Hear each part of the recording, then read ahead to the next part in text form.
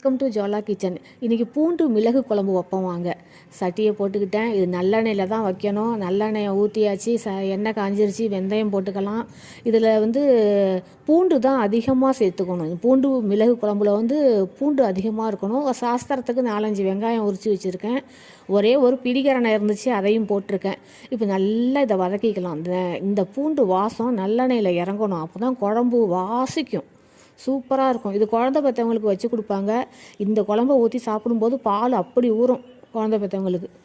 இப்போ 1-2 உடச்சி வச்சுருக்கேன் மிளகை. அந்த மிளகையும் இதில் சேர்த்துக்கலாம்.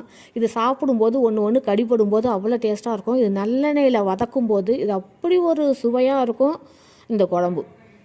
ஒரு டைம் வச்சு பாருங்கள். இது பூண்டு மிளகு தான் இதில் முக்கியமே. இதை நான் தக்காளிலாம் சேர்க்கவே இல்லை பாருங்கள். இது அவ்வளோ டேஸ்ட்டாக இருக்கும். தேன் மாதிரி சூப்பராக இருக்கும். கடைசி சொட்டு வரைக்கும் சூப்பராக இருக்கும். இப்போ 4 கருவேப்பிலையை உருவி போட்டுக்கலாம். நான் குழம்பு 2 பேருக்கு உண்டானது கரைச்சி வச்சுருக்கேன்.